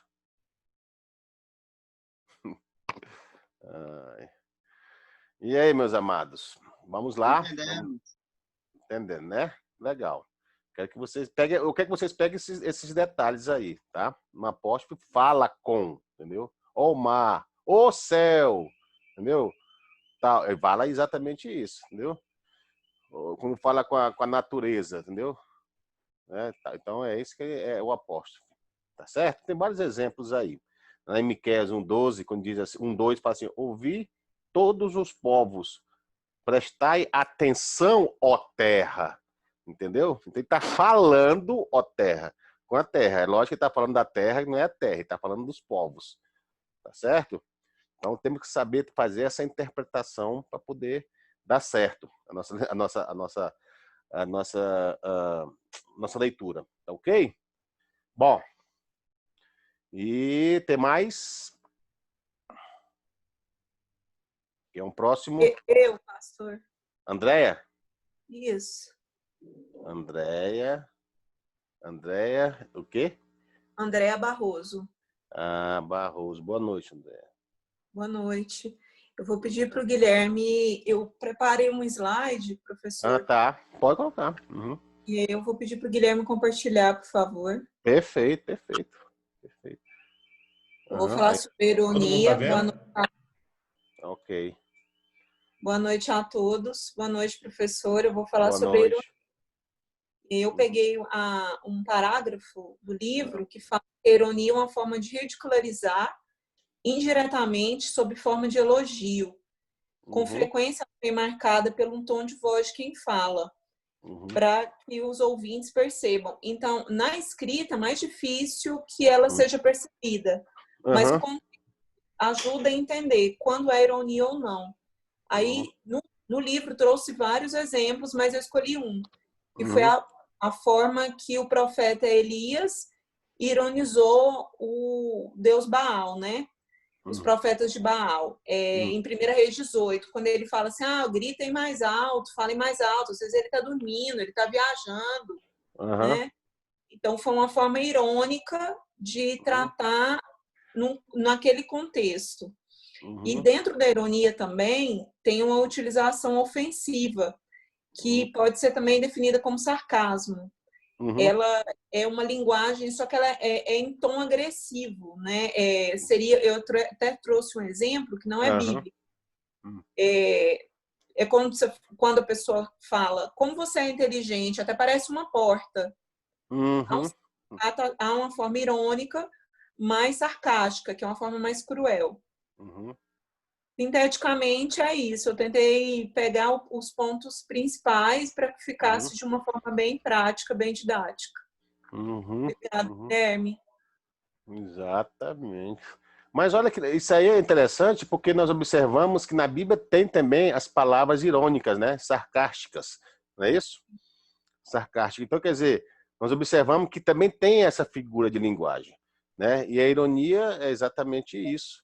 Né? Como você pode falar para a pessoa, olha, você tem um cérebro de um cavalo, de um burro, não é? Ironicamente, está chamando o camarada de ignorante, né? Quase incapaz. Então, a Bíblia também tem muitas passagens que falam sobre ironia. Jó 2, 12, 2. Você vai ver lá também, como a irmã falou também, lá em 1 Reis 18, 27, né?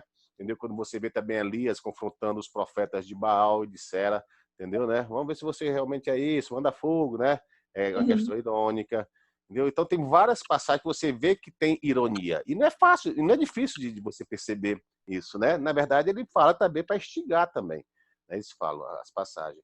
Mas foi muito legal, Andréia, entendeu? E tem muita coisa para falar sobre ironia, né? Não sei se você observou no livro, né? É bem extenso, né? É muita coisa mesmo. Né? Eu peguei só eu achei ele bem evidente, né?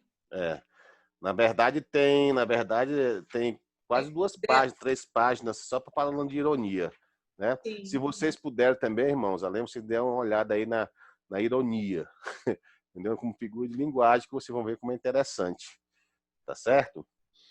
Bom, meus irmãos, tem mais quantos aqui ainda? 18, 19. Quem é o próximo? Próximo a falar. Pastor Marcelo, eu acho que encerrou. Todos que estão aqui já falaram. O restante são os coordenadores. O César não é aluno, não, César? Não, o César é o César Yoshida. Ah, garoto. César da Gosta. Tá certo. Então, todos falaram. Então, na verdade, só falaram 18. Tem 18, na verdade, irmão Guilherme, tem 18 alunos, é isso? Nós estamos aqui com 18 participantes, né? Tá. Mas aqui estou eu, César e minha esposa. Tá. Então, faltou a Luciana. Faltou quem? Vou colocar aqui. A Luciana. Por favor, ela vocês... não está na sala. Faltou. Luciana Bilhões. Mas ela não está, né? Mas então ela vai ter que apresentar. Ela vai ter que apresentar semana que vem, pelo menos dela, né? Tem que cada nota. Tá certo? Ok, irmãos? Ok. Então faltou só... Ok, pastor. Faltou só a Luciana. Meus irmãos, eu quero dizer para vocês, primeiramente, que eu fiquei feliz, eu fico realizado, porque, na verdade, eu entendo que vocês conseguiram pegar o feeling, né? O feeling das figuras de linguagem, e vocês não só explicaram, entendeu? Como vocês exemplificaram também, e ficou muito bacana. Eu quero dizer para vocês que eu também aprendi com vocês hoje, porque nós não sabemos tudo. Teve vários exemplos também que não tem aqui no livro que vocês usaram que eu achei formidável, né? Então eu vi que vocês realmente se dedicaram, vocês estudaram e vocês estão animados exatamente para poder prosseguir nesse curso, né? Então eu quero parabenizá-los, né, por essa dedicação. E eu creio que isso não foi um fardo para vocês, não foi cansativo, foi prazeroso, né? E o meu método de ensinar é dessa forma, né? Dando espaço para você poder expandir as suas ideias, seu entendimento, né? E se tornar uma pessoa pensante, né? Pensante. E saber fazer a leitura correta das escrituras, que isso é só, na verdade, como eu disse, é só um pingo, né, d'água no oceano, não é isso?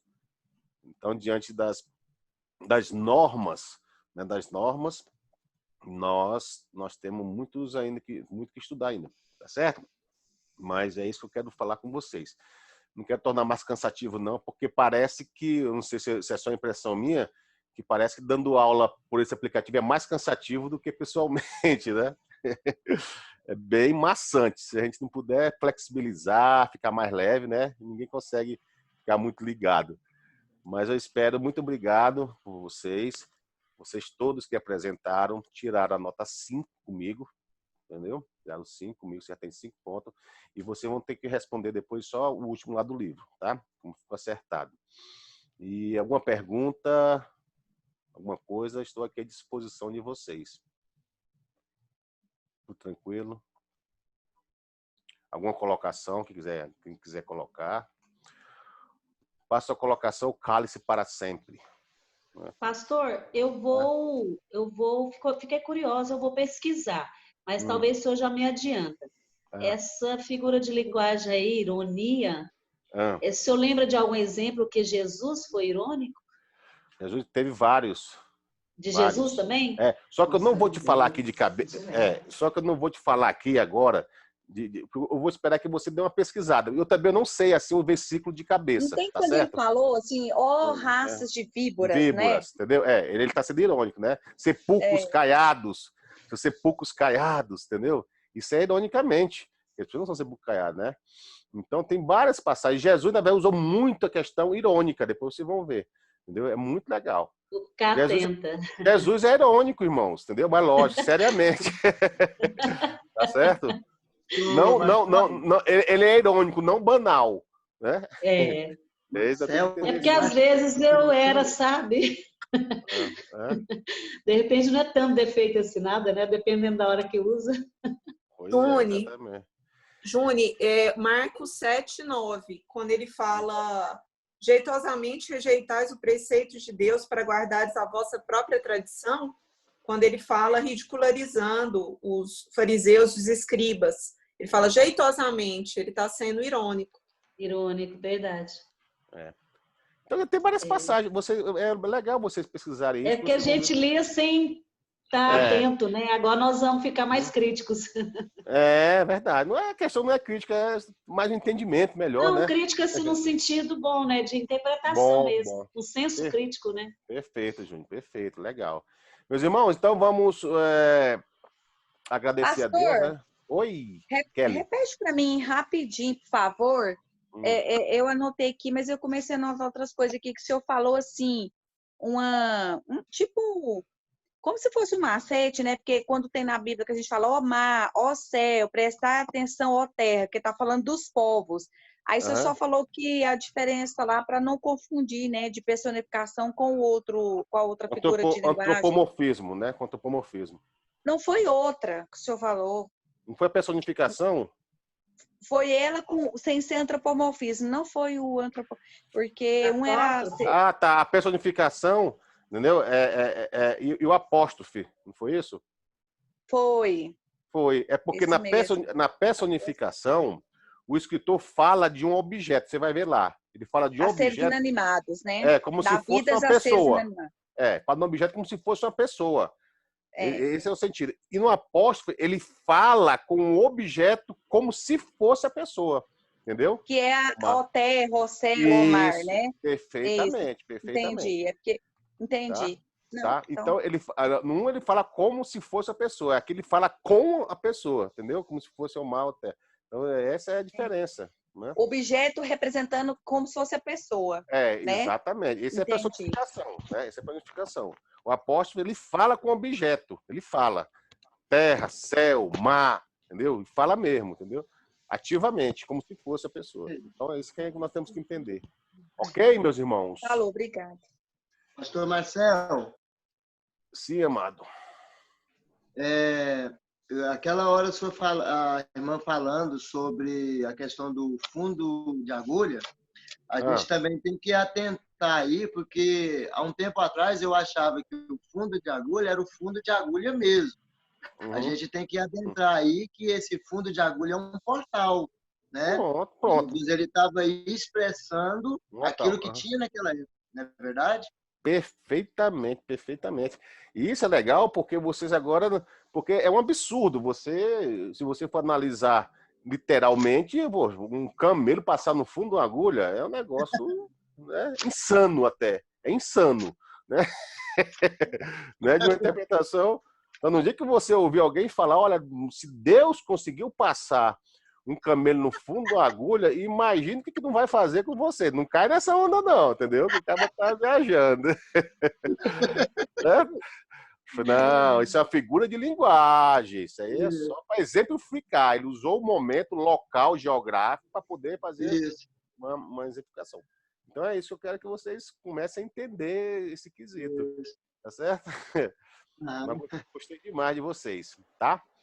Então nós vamos orar, eu vou orar, tá? Por vocês. E para que Deus venha abençoar vocês e fortalecê-los e dar cada vez mais entendimento, né? Tá todo mundo aí com saúde? Pastor Marcel. Graças a Deus. Que bom, que bom. Pastor Marcel. Pode falar. Curada. É o César que está falando. Pode falar, pastor, só para lembrar a turma é o seguinte, que a próxima aula vai ser a última do semestre, né? E que normalmente na última aula tem o questionário que está no final do livro, sim, que é como se fosse uma prova, tá? Só para lembrar os irmãos. Okay? Isso aí. O César só está ratificando aquilo que eu já tinha falado. Mas eu quero que vocês dizem, então, quer dizer, mas vocês, para fazer aquele questionário lá atrás, vocês vão lendo as partes, entendeu? Não vai ter dificuldade, não. É fácil, não tem dificuldade, não, em preencher. Meus irmãos, tudo bem? Estão cansados de mim, né? É o último questionário do livro, César? No final do livro. No final da apostila nossa, tá? Tem um questionário lá. Perfeito. Tá ok, meus irmãos. Vamos orar, então, agradecer. Senhor Deus, ó Pai, obrigado, Senhor, por cada um que aqui esteve, ó Pai, online, estudando, Senhor. Que o Senhor venha cada vez mais, ó Deus, enchê-los de conhecimento, Pai. Teu Espírito Santo venha trazer, Pai, sabedoria para que eles possam interpretar, Pai, a Tua palavra que é santa, é eficaz.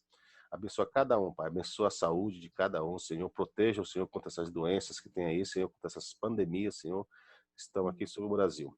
Abençoa cada um no seu lar, na sua casa, os seus cônjuges, os seus filhos, para que eles possam, Pai, cada vez mais glorificar o Teu santo nome. É que eu te peço em nome de Jesus. Amém. Amém. Meus irmãos, muito obrigado. Deus abençoe vocês. Foi ótimo. Estou feliz com vocês. E espero que tudo ocorra bem durante a semana. Semana que vem voltaremos. Guilherme, se você quiser falar alguma coisa, está aí. Não, tá encerrado. Deu tudo certinho. Beleza, fiquei feliz. Deu certinho, né? O tempo, né? Deu certinho, ainda bem. Foi ótimo. Ó, daqui a pouquinho já vai estar, essa aula já vai estar no YouTube e eu passo o link para vocês. Obrigado, querido. Deus abençoe vocês. Tchau. Não esquece que a confraternização me chame, tá? Boa noite. Não esquecer disso, não. Tá certo. Tchau, obrigado. Tá certo. Tchau.